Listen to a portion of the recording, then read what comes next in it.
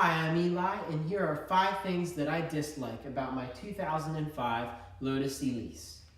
For number 1, allow me to demonstrate.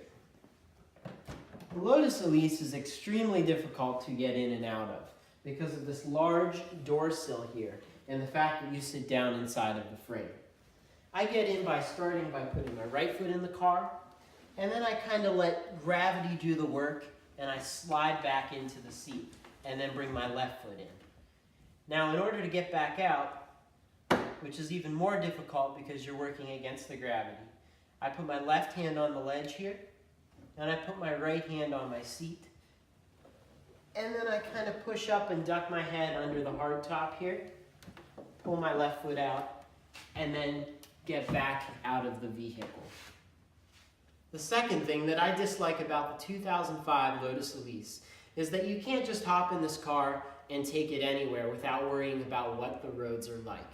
If you're going to be traveling on bumpy roads into the city where there's a lot of start and stop traffic, or you're going to be traveling out into bad weather, then it's not even worth taking this car because it becomes more of a headache. Sometimes I want to get somewhere specific, but the route to get there has an issue with one of those factors, so I have to plan an alternate route. Ultimately, though, if you can get this out on nice, smooth, twisty, windy back roads, then those conditions are absolutely optimal, especially on a nice day, and you'll definitely want to take this vehicle. But I find myself in a lot of situations where I'd love to take the Lotus, but I have to take a different car because of the roads or the conditions. The third thing that I dislike about the 2005 Lotus Elise is the way that you have to access the trunk and the engine bay.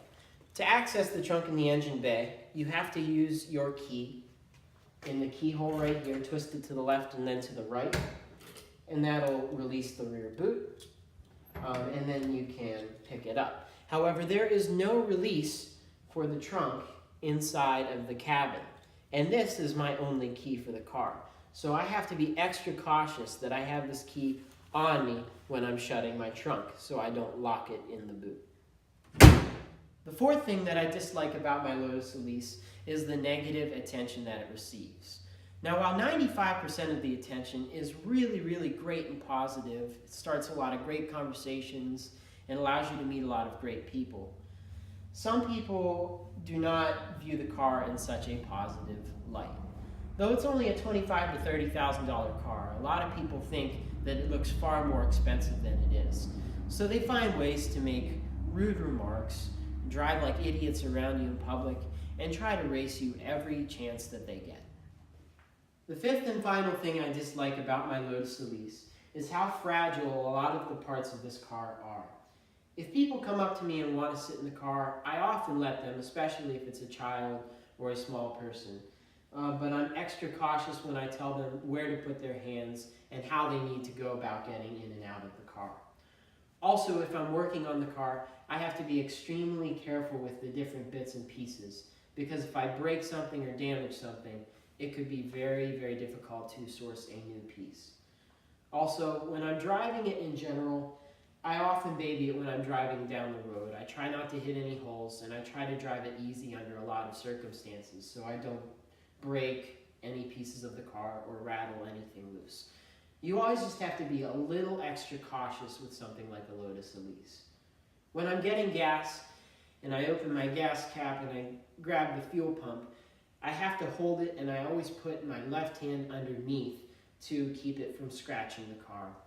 Also, when I lift the boot, I have to make sure that I don't lift it too high, otherwise it scrapes the back of the car right here on the sides.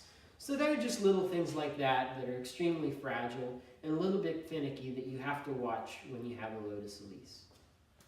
All in all, I am absolutely in love with this car. It has been an absolute dream. Unfortunately, it's winter right now, and that's the reason that it is sitting in the garage, but I'm really looking forward to getting it back out in the spring. It was a bit difficult for me to come up with 5 things that I didn't like about this car. But those dislikes are far outweighed by the many likes. Please like and subscribe and share, and we'll have more content coming soon. Thanks for watching.